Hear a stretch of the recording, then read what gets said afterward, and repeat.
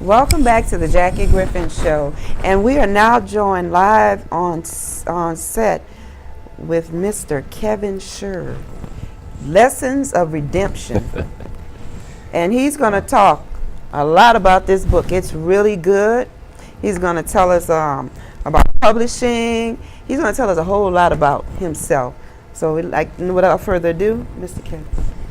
Good afternoon. How you doing? Sir. All right. We're going to All sit right. this right here so for you all to see. Okay. Great. This is a fantastic book. Thank you. I had a Thank you. chance to go through it and read up on it. So, who is Kevin Shird? Oh man, it's a complicated question. I don't know where to start. Young kid, grew up in Baltimore with an alcohol addicted parent. And so growing up, my father's alcohol addiction was chronic alcohol addiction. It was, he would drink and he would be out in the street, intoxicated, sometimes falling down in the street. And so as a kid, that was tough for me to digest. And it's tough for any kid that's dealing with a substance abusing parent to digest. As I got older, instead of me looking at my father as a role model, I began looking in the streets as guys dealing drugs as role models. These guys had nice cars. They had, what I perceived as respect in the neighborhood. And so being young and making a really bad decision, I started dealing drugs at age 16 here in Baltimore. And I actually spent a total of 12 years in prison for dealing drugs. And so today I'm actually the president of the Do Right Foundation, and we're doing drug prevention work all over the country, basically with kids, trying to educate kids on the dangers of drugs and what not to do, and with the understanding that illegal drugs is a bad thing. Well, I read in your book where you talk about when you was in school in the early years, how you was at school and your dad was coming down the street and you kind of denied him. Wow, yeah. And the kids were making fun of you. You had to go home, and you told your mom about it. I know it was hard for a kid. Yeah, so I was actually on the playground in school, right? So I was probably about about the 5th or 6th grade. And we were on the playground, doing what kids do, playing on the swings, the monkey bars, all kinds of stuff. It was probably about 20 kids, 25 kids in my class out on the playground, along with the teacher. And off in the distance, I spotted my father stumbling down the street. And he was intoxicated. And so eventually the other kids saw it, and they were saying, "Hey, Kevin, that looks like your father." And I was like, "Nah, that ain't my father." Right. And the teacher looked at me, and she knew, right? The look that she gave me, she knew that was my father because he had been to school for, programs, that kind of stuff. But at a very, very young age, I couldn't digest all of that. Right. You know what I mean? At a young age. You're a kid, you're still growing up. Man, you're not equipped at that age to deal with that kind of stuff. And that's why mentoring is so important, right? That's because I think we all need someone in our lives to guide us. Correct. Whether that's a mother, a father, an uncle, a mentor, a teacher, a police officer, but someone in our lives to guide us. We all need that. Because at that young age, I don't want to get into scientific stuff, but your brain is still not even developed yet to comprehend that kind of stuff. So, yeah, you talk about mentor and some of the programs that you're doing. Let's talk about what are you doing back in the community. We're going to come back to the book. Okay. But as far as in the community advocate right now, that's what you're doing. Talk about some of the mentor programs that you're working on. So I've worked with Big Brother, Big Sister. I actually forged a partnership with Big Brother, Big Sister to bring mentors to children of addicted parents. And because oftentimes we think that the child is not using drugs is okay. And that's just not the case because there's a lot of stuff going on in the home. And the kid is potentially dealing with mental health issues, everything from depression, low self-esteem, anxiety. So matching mentors with children of addicts. Can you help put a pause right there? Because people, you touched a real critical point when you said mental health. Oh yeah. And mental illness and other challenges that people face. And people fail to realize, like Robert Williams, who just went through that depression, and you don't know what a kid is going through. Yes. You see more and more kids now going through depression and suicide, committing suicide, and writing suicidal letters to their parents because they don't know how to handle this. Right. And that's awesome what you just said. Right. Let the people know about this cure, this disease that needs to be handled. Yes. Yeah, that's that's so drug prevention is my pet peeve. But the other thing is mental health in the Black community, right?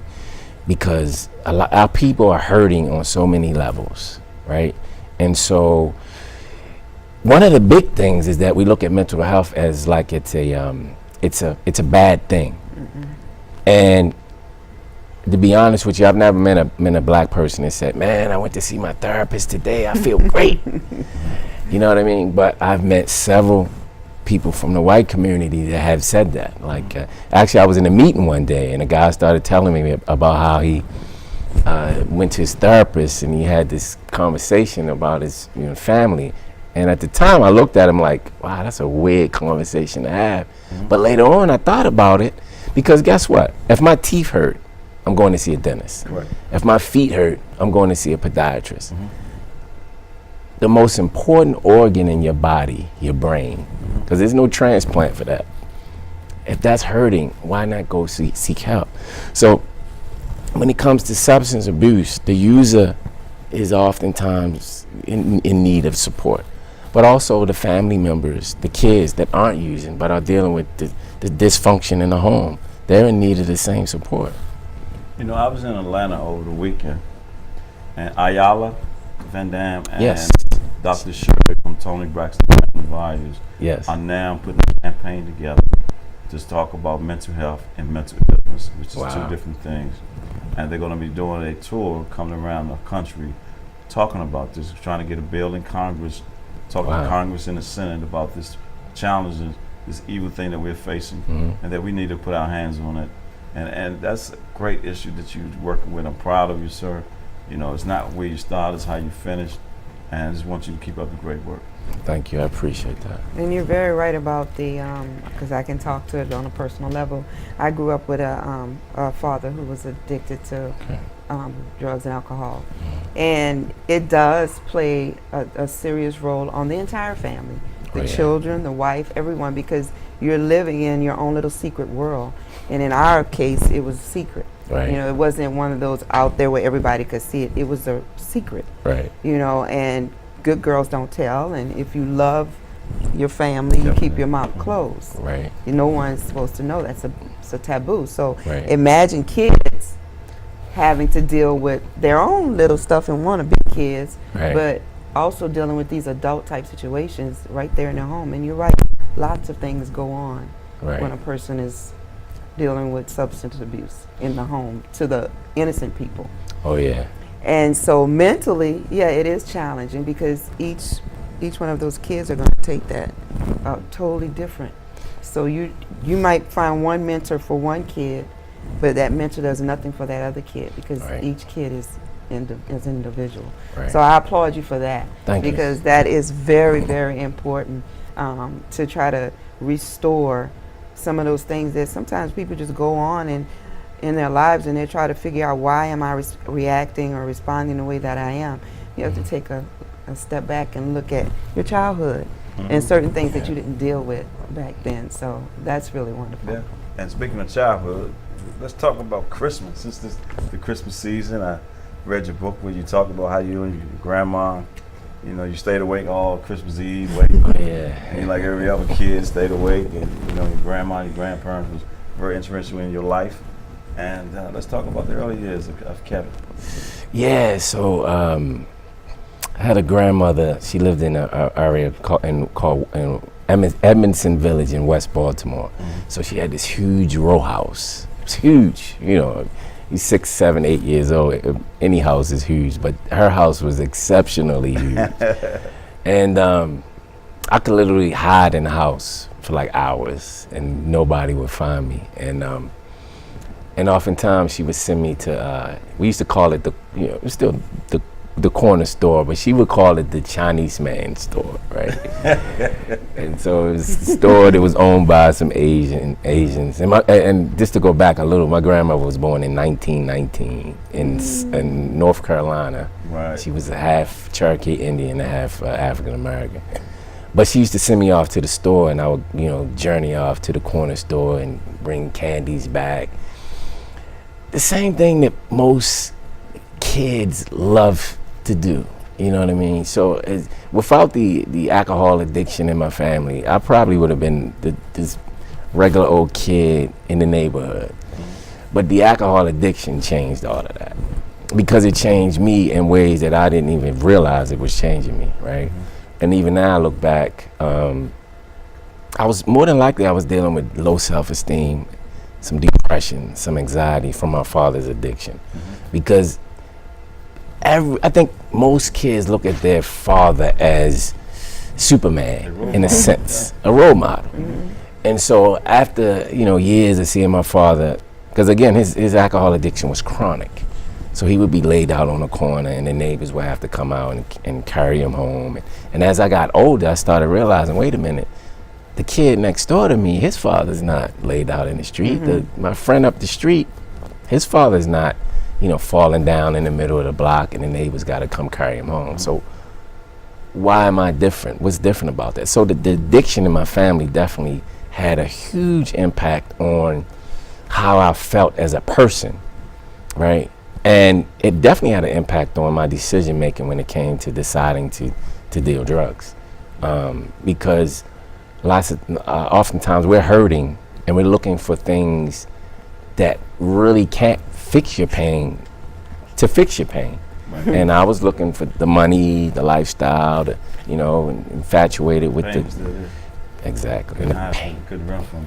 And I told somebody a story, but I remember counting a few $100,000s as a young kid, and I would, at the time I was like, wow, this is great.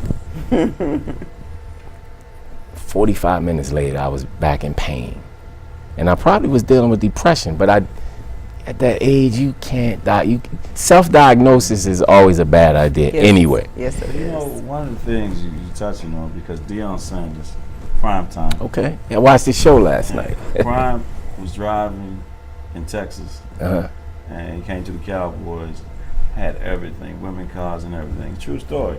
Oh yeah. He said he was sitting there contemplating on driving off the edge of a cliff, and one of the troopers, one of the Rangers, pulled up and said, "Deion Sanders, can I get your autograph?" And he said he looked at him like, "Man, I'm talking about killing myself. You want my autograph?" Wow. While that cop standing there talking to him, he changed his mind. That was his angel. Yeah. You gotta use whoever you gotta use. Yeah. That's real. People don't know Deion is a minister as well. He is a minister. I try not to, so even when I go to schools and talk to kids, I go to college, even when I'm talking to adults, they're fascinated about the money, right? And I try to explain to them, it was way bigger than the money. Money is not the end all to be all. Say that again. Money is not the end all to be all. Oh my gosh. It helps. Yes. But it's not the end all to be all. Nope. It's not the secret pill to cure everything. And man, I could not explain it, but I was miserable. And I made tons of money. We was making 20 grand a day in the streets. It was your lifestyle. But I hated selling drugs. I hated selling drugs. You couldn't show weakness. You can't. You got to put on the mask. I call it the mask. You wear the mask. Some masses. Yeah. I call them two faces. You got to play for each place. Each face you use family dinner.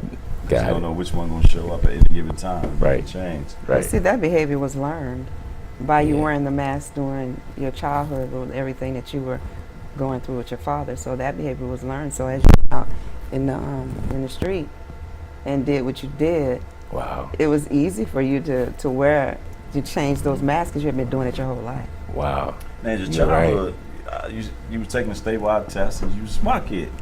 And you talked about that in the book. So I was actually, it was the statewide testing for all schools, the time of year where each grade has to take these aptitude tests. And I was scheduled to take the test, but one morning, one night, my father was up all night. The alcohol rage, banging on the walls. And so I didn't get any sleep that night. And I was in the 5th or 6th grade. And I didn't get any sleep. So I had testing the next morning. So when I went to school, I was wiped out, exhausted. And I had to take the test. So these were the tests where you just bubble in with the number 2 pencil, you bubble in the spaces. And I remember bubbling in the spaces. And I was just putting anything in the space. I wasn't even reading the work. I was just so exhausted. I was just bubbling in the space.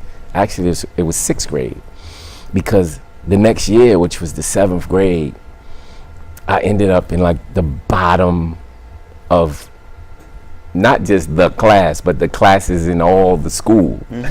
And so prior to that, I was actually in the top of all the classes in all the school. I was a really smart kid.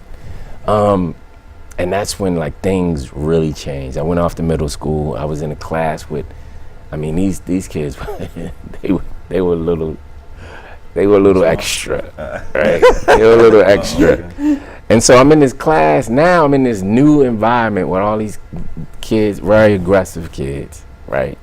A lot of kids probably dealing with a whole bunch of issues similar to mine's, but they're acting out more, right? And so I'm seeing this for the first time in the 7th grade, and I'm like, wow, right? And that was really where things just began to go downhill as far as academics. And I was looking in the streets even more. I'm getting older now. I'm showing my mother a little bit more resistance now. I'm roughly 15, 16 years old. But that was a rough time, really rough time. I read the book, and to see the pain still in your face, man. Mr. Griffin and I, we go to alternative school, school where it's your last step before they kick you out on the street. Wow. And a lot of these kids are in the same similar situation that you faced when you was growing up. I faced when we was growing up, is that they didn't have a role model to look up to. All they see is the streets as their role model. And then when you go in there and you show them that African American males are doing the same thing that Caucasian males are doing in a positive way, where you don't have to be on a corner to do that. You can run your empire from an office building, and showing them how to become an entrepreneur, put down what they're doing at one entrepreneurship and pick up another entrepreneurship. Right. And it's amazing when you see the gifts and talent in these kids. You got 15 and 13-year-old CEOs building apps. These kids are smart, and they tell me they can't comprehend.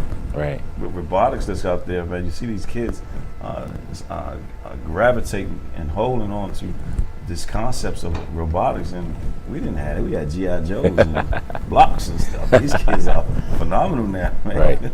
Right. I mean, you're doing a great thing. And talk about your, when you talked about your wife, your fiance, when you had your first child. How did that make you feel? When all the pain you went through and facing your first child. That was incredible. So I was actually in the delivery room when my daughter was born. Yeah, me too. Yeah. And I love it. There's nothing else, no experience like that in the world. Oh, yeah. You know what I mean? I was ready to get the baseball glove, man. But I can look back, and that being a time where I began to soften up, right?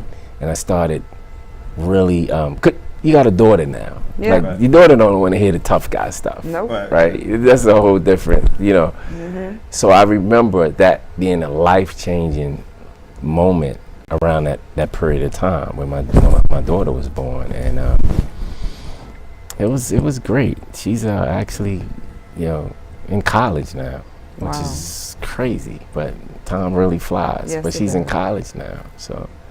You give a shout out to your daughter. Brooke, what's up? What college did she go to? She actually went to college in Virginia, Mary Baldwin.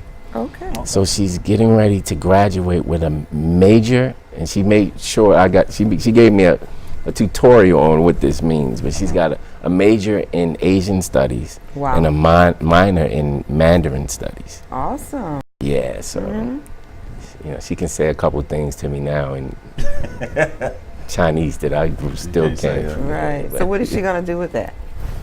I'm not sure just yet, but she'll be interviewing now. Maybe some type of legal or even criminal justice. That's one of the things that she's interested in as well. That's so awesome. yeah, so we'll see. Yeah, see that? Look what you did. Well, we'll be right back after a commercial break with Mr. Kevin Shird. Thank you. Say welcome to the brand new you. I welcome you to the Jackie Griffin Show. Say welcome to I am so thankful. The brand new you. Look at where I've been. I welcome you. Welcome to the Jackie Griffin Show.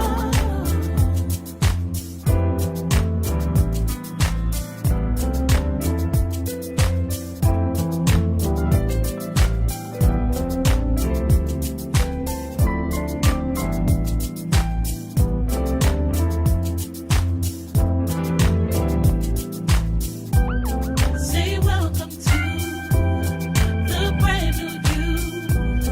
I welcome you to the Jackie Griffin Show. Say welcome to I am so thankful. The brand new you. Look at where I've been. I welcome you. Welcome to the Jackie Griffin Show.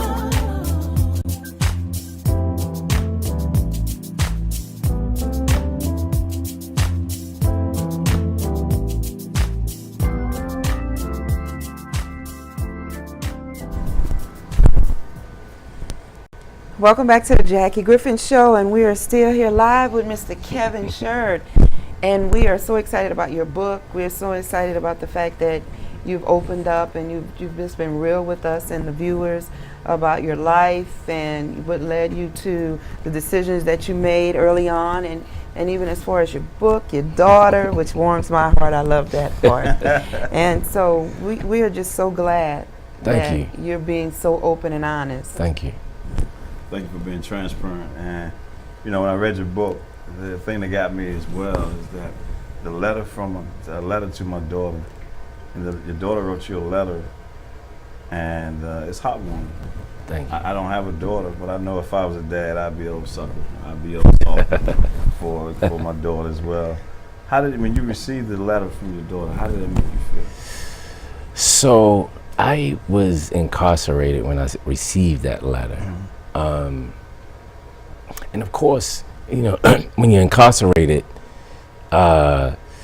any contact with the outside is always helpful. It's especially when it comes from your kids. And the fact that I spent so much time in prison, and even now we still have a good relationship is remarkable, because I actually spent 12 years out of her life. But again, receiving the letters while you're incarcerated is just, not just make your day, it might make your month, And so, it feels great. I actually kept that letter for several years. And when I began writing the book, I was actually looking around the house for materials. So now I'm a writer, I'm trying to be creative, and trying to come up with stuff. And I get to dig into a box in the closet. And this is actually 2008, 2 years after I'd been released. And I'm digging through the box, just looking for stuff. And I found the letter, and I saw it. I was like, wow, I kept this letter like all these years. And I said, you know what? At the very least, I owe my daughter an apology for being away from her for so long. But also, I felt like it was a good way to give some people an insight onto, because when you're out in the streets making bad decisions, they're not just making bad decisions about your life. You're making bad decisions that can affect everybody's life, kids, mothers, families. And in this case, it was my daughter being away, for so many years. And so that was a way for me to write a public apology about the mistakes that I made for being out of her life, but also showing younger people and showing people that look at the game as this great thing, and it's not this great thing, but they look at it as this great thing. But you're harming your kids, you're harming your family, right? And I've heard so many guys say, well, I sell drugs to take care of my kids, take care of my family. Well, if you get arrested, you probably gonna be gone a good 10 years. Not only that, you definitely, they're gonna be, if they're struggling now, they're gonna struggle even more for the next 10 years, right? So it's this self-defeating. Right. And so that's the conversation I often have with, guys I talk to in the streets about why they do what they do, and just trying to open their eyes to it. Sometimes we have to brainwash ourselves to do stuff, to go through stuff, and just so we can feel good about it, or just so we can proceed forward, even knowing deep down inside that it's not the right thing to do. And so I know what I did. I brainwashed myself to believe that selling dope was a good thing, although deep down inside I know it was terrible. And so it was, if I don't do it, the white man's going to do it. If I don't do it, the government is bringing the drugs in, so why don't we? And you make up all these excuses for your bad behavior. And at the end of the day, you, like in my case, my daughter is the one that suffered. You make the excuses and you start believing your own excuses and lies. Yes. Oh, yeah. You believe them more than anybody else. You become your own fiction writer. You can handle that. Right. In your book, you talk about game over. When did you realize when the game was over? So I always talk about, I call it the process, because it was a process to get me into the drug game, right? Because we talked about my father's addiction, and wearing the two faces, wearing the mask. So it was a process to get me into the game, because I don't believe no kid is born at 5 and 6 years old saying, I can't wait to be a drug dealer. Right. That doesn't happen. But things happen. Right. And even their ideology as far as the world may change. Right. And they may, start seeing, the drugs business as a different thing. So with that said, it was also a process to get me out. And one of the, I'll never forget, I had just been sentenced into 92 months. Before you jump in there, you said it was a process to get you out. Get you out of what? Process to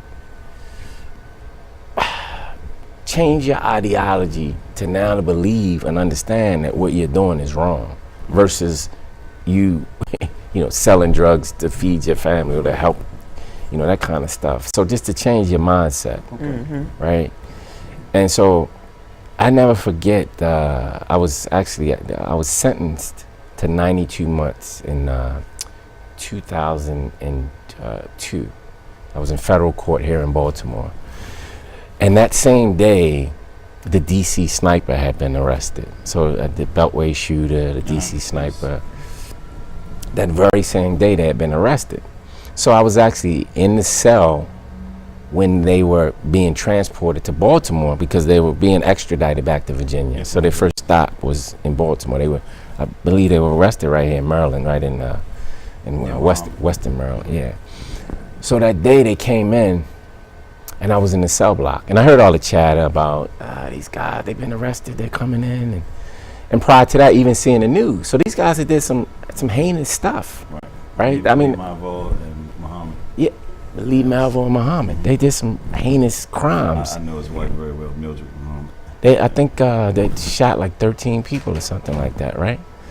And so when they came on the cell block, the younger kid came in first, Lee Malvo. And from watching the news, you saw this, the terrorists killed, shot 13 people, killed multiple people.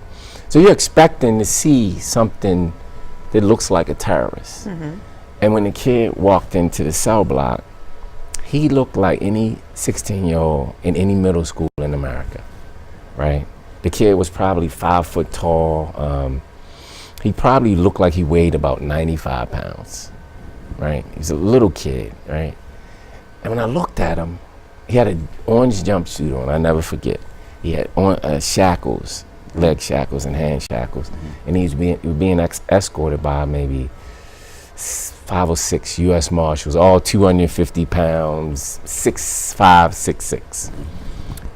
And so the kid looked even smaller being escorted by these guys. And so I looked at him, I was like, wow, he's a baby. He's nothing but a baby. And so I was in the cell, and they escorted him past my cell. He came in, and I looked. And I was probably about 3 feet away from him at the time, and I looked, and I was like, he's just a baby. But you know the other thing that passed through my mind that fast, you will never get out of prison ever in your life. Like, you will never see the streets again. You'll never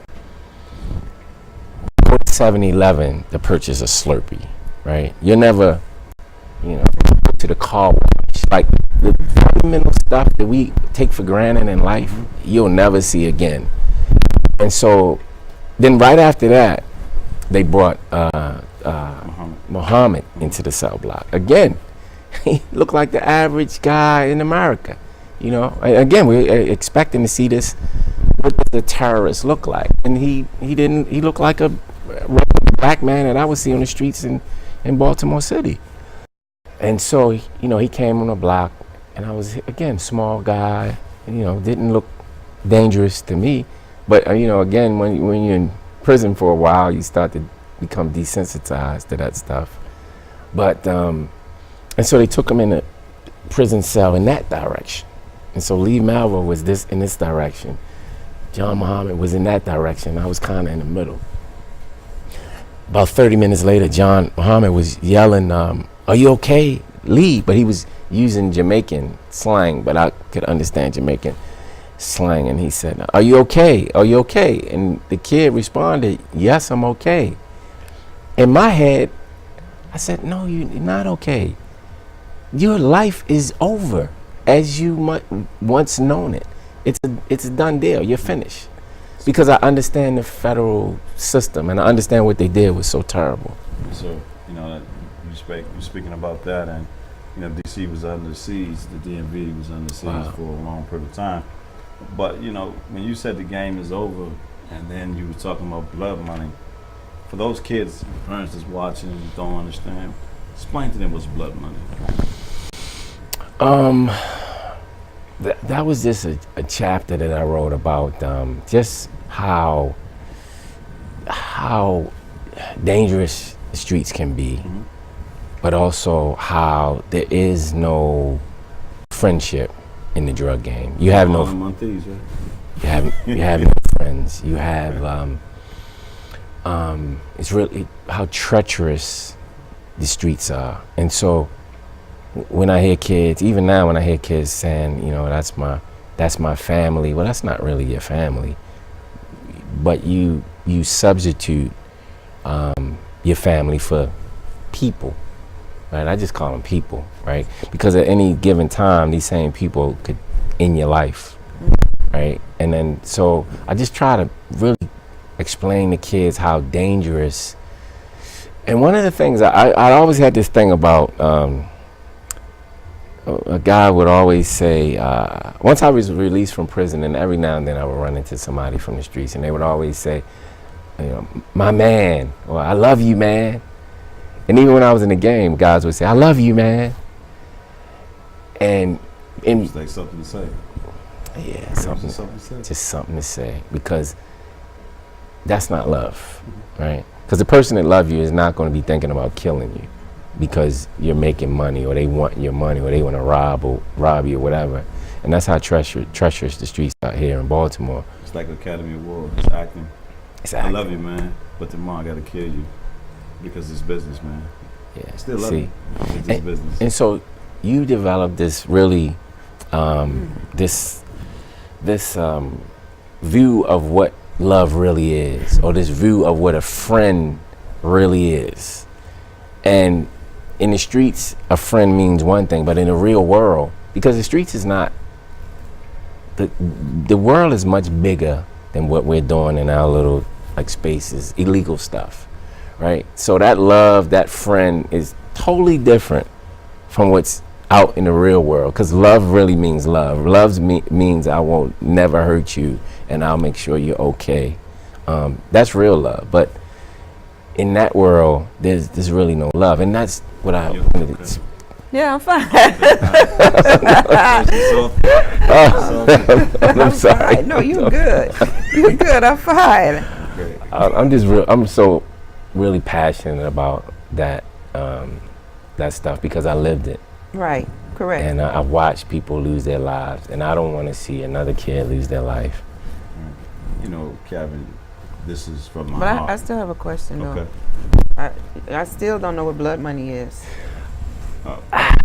So that's a chapter in the book, and it's really intense, and it really describes the street life, dealing drugs.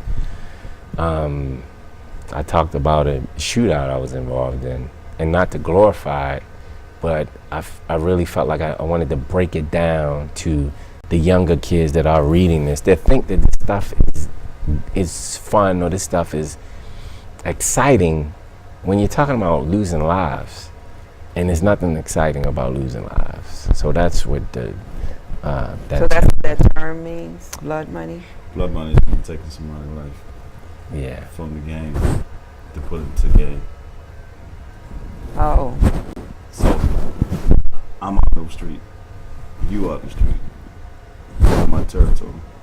I gotta take you out. oh, okay. So I gotta control the corner territory. It's just like in business. It's territory. So you have to position yourself. So if I'm on the wrong side of the street, I gotta take you. you gonna kill me? That's blood money. Oh Lord, have mercy. All right. Okay, moving right along. Kevin, I'm sincere about this. Your father was in the Army. Yes, he was. Thank you And, for your Thank you service. for his service. And Yeah. your father also was a correctional officer. Wow. He definitely was a correction officer, and my father was very intelligent, man. He was and this, I believe that's where I got my intelligence from early on. Mm-hmm. I remember my father sitting me down and making me watch like the 60 Minutes when I was like 6 or 7 years old, and it was like torture. But now your favorite show is CNN. My favorite show is CNN Yeah. in 60 Minutes, right? So he instilled some good stuff. But so the disease of addiction Yeah. is not about a good person or a bad person. Correct. And that's the stigma that we got to get past. And that's why I'm really strong on when it comes to prevention education, substance abuse prevention education, because that's where you get to understand it's not about a bad person or a good person. That's right. It's the disease of addiction.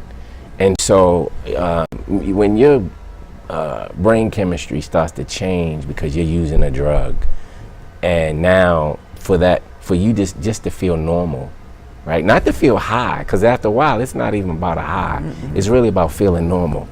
And so after a while, when you just got to feel normal, it's much deeper than just a want, right? It's actually at some point there is a need. And so, that's what we try to. We want to get past the stigma so we can get kids to talking about what's going on Correct. in families, so they can get help. So they can get help when it comes to the mental health aspects of this kind of stuff. Because we don't want them to hide it. All right. And that's what we become good at. We become good at hiding stuff. And it creates all kind of other issues in your older life. You have trust issues and relationship issues and Yeah. all kinds of stuff. And so we want to get past all of that with prevention education, educating kids on the dangers of drugs. Somewhat a voice. People fail to realize that your childhood makes you carry baggage. Oh, From yeah. relationships to relationships to relationships that you hide and embed in your soul, and then you wonder why you're running from relationships to relationships. Oh, yeah. And the way you are, and you're fighting something that you had to deal with that didn't deal with as a child. Exactly. And this is where the mental health, the mental illness, and the depression comes in that you're hiding. And when you said it earlier that the gentleman talked about going to see his therapist, I too thought that was crazy. I don't see it. Watch television. Television has a lot of influence on people's lives. Oh, yeah. You're watching television and somebody laying on the couch talking to a doctor. You're like, that ain't gonna be me. That ain't gonna be me. But sometimes, hey, as you get older, yeah, that is me. Sometimes you need to release that. And the first step is admitting that there is a problem, no matter what it is. Right. Admitting that there is a problem, and Right. then actually taking the steps to get the necessary help that you need Right. to help solve that problem. But even deeper than that is once you go get the help you need to actually accept what the people are telling you so that you can start dealing with Right. correcting as much as possible the issues. Absolutely. I'm a big fan of therapy. So writing actually became my therapy. Writing this book was a way for me to blood money. That was a way to me to get rid of the past in that sense. To release it. Release my pain, put it on paper, and now I could just move it aside and move on with life. And so I'm on my 3rd manuscript now. That's so. good. But writing became therapy for me, and I think we all need some type of therapy. So, I have a 2-part question. Okay. What was the best thing ever happened to you in life, and what was the worst thing ever happened to you in life? The best thing that ever happened to me in life, I think, was writing this book, because I still get phone calls from children of addicts all around the country, emails, people pouring out their pain. It's funny. I was on a call. I was on Facebook yesterday, and a guy, I sent him a book, and he hit me on Facebook like 7 yesterday morning. Hey, are you up? Can you give me a call? Like, not really, but I guess I'll give you a call anyway. And he was telling me about he grew up with an alcohol addicted father and the pain, and he was also in the Army at one point out in Las Vegas, and the pain of him dealing with his father's alcohol addiction. And then he, as an adult, started drinking while he was in the service, and he said a few years ago he became a functional alcoholic, and he just put it down and said, I just didn't want to do it no more. I didn't want my life to be that way. And so I still get stuff. This book has allowed people to open up about their pain. And so if I can be that example to get other people to say, okay, you know what, I got some issues I want to talk about too, I feel good about that. So I think writing the book was the best. The worst, I think, was leaving my daughter out in the streets with no father. I think every child needs a father in their life. And so for me, leaving my daughter out in the streets without a father for all those years, thank goodness that she's doing well now. But I'm quite sure she was going through some really pretty tough stuff. And the crazy thing about that, when you're away, you can't comprehend everything that's going on out in the world because you're away. But I remember her when I came home, she told me, she said, one of the biggest pains that she had to deal with was when show and tell or career day at school, and she had to talk about her father. Like, where's your father? What does he do for a living? Is he a carpenter? Is he a doctor? Is he a lawyer? And I was incarcerated, and she said that was the worst time of her life, was in school when she had to do that. Being away, I didn't realize that, or even prior to that, making the bad decisions that I made before. I never thought about, well, one day my daughter's going to be in class and she's going to get called on career day to say, where's dad? What is he doing? So that was the worst, leaving her out, without a father. And again, it's great that she's doing well now, and she's a good kid. Awesome. So How does you feel now about dad?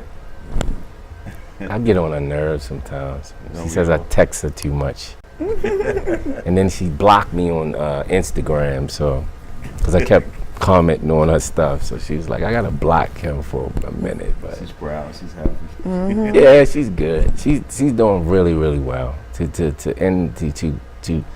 be getting ready to graduate college. And it's the best thing in the world. Education is the best thing, one of the best things in the world. So what's next for you? What's next for me? Well, I just finished filming some stuff with the Harry Belafonte in New York. Ironically, they're doing a movie about a guy in Harlem that goes to prison for selling drugs. He gets out and he starts mentoring this young kid to Would that be you? to keep him out of trouble.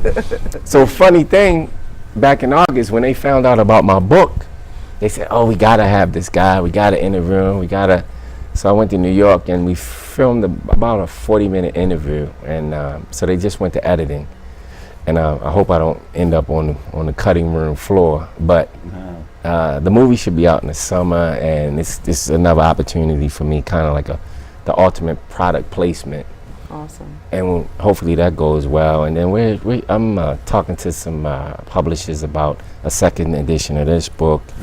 And again, I'm on my third manuscript, so I got a couple books up my sleeve, and so we'll see how it goes. I know how the entertainment industry can be rough. Not as rough as the streets. It can be as rough as the streets. But that's a pushover. Right. Yeah. You just gotta watch how you talk to certain individuals. That's a sensitive issue. Got it. But Denzel Washington played Bumpy Johnson. Oh wow. And he also played the Hurricane. He And did. Those were two great movies. So who's playing you? Yeah, Denzel. Oh man, I don't know. You know what? You Will Smith? So I know. So Jamie Hector. Jamie- Jamie Hector is he was a character in The Wire, and they probably kill me right now because I don't remember the name of the character. Don't give out too much. But Jamie, I think he was a character in The Wire, and I've only watched The Wire like 2 times because I couldn't handle it. It was just too. It was real Baltimore. It was real. It was real. Baltimore. It was too much. It's the truth. The truth hurts. The truth hurts. It hurts. Nah, that's real. That's real. The truth hurts. Well, can you give our viewers your information again if they want to get your book, if they want to just know about Kevin and what he's doing? Okay, so the book can be found on Amazon.com, Lessons of Redemption. And then you could track me down on Twitter at Kevin_Shird, SHIRD, and also on Facebook at Kevin Shird, SHIRD, and my website, lessonsofredemption.com. Will there be a tour? I'm actually Tour. doing a mini tour right now with some HBCUs around the country, Okay. going and talking to kids about the prevention, substance abuse prevention, the importance of that. And I was just at North Carolina A&T about 2 weeks ago. Yeah, so I just got the Aggies. I loved being on that campus. I had a ball, man. It was great. And I'm talking to Harvard University now. And the book is also at harvard.com, the Harvard bookstore. But I'm talking to Harvard University right now about coming up and speaking to their students in February. So. There's a great lady by the name of Sheila Stewart. And she had me on a speaking tour of all the Ivy League schools. It was Harvard Year Brown document that I was watching. Go up there and speak about entrepreneurship. And your background is similar to my background, so to let you know I can connect with you. Let's go. Let's do it. Let's go. My bag is packed. I'm ready. Half college, we'll travel. But she was a great pioneer, and her legacy is still living on through Jackie and I. And I'm proud of you, sir. And I can honestly tell you, I love you. Thank as you. a brother, a man to man. Thank you. I'm here with you, and I just want to say thank you for blessing the world with this book, because you have opened up a lot of eyes. And as the scripture said, eyes haven't heard, eyes haven't seen, people have eyes haven't seen, people haven't heard what the Lord's going to do. Wow. Is what this book going to do to people. And just because the brother called you in Las Vegas, you're going to see multitudes of people contacting you about their problem, their issues. You wasn't alone. And when you look back, and you know what? God chose you to go through that because He had a platform for you. Wow. He's your platform. Wow. That's big. So thank you for coming on the thank show you. today. I really appreciate you. Thank you. I ditto what he said. And also, he's right. God knows what we can handle. Yes. And He knew that He had a plan for you. All you had to do was just go through what you went through. Yes. And you came out of it. He's not done with you yet. Wow. And we'd just like to thank you again for being on the show today and sharing this wonderful book with not only us, but the world. Thank you. I really appreciate that. And I'd just like to thank the audience once again, Darnell and I, for tuning in to the Jackie Griffin Show. And I just want you to realize that it's not where you start, it's how you finish. On top. See you next week. Bottom to the top. See you next week on the Jackie Griffin Show.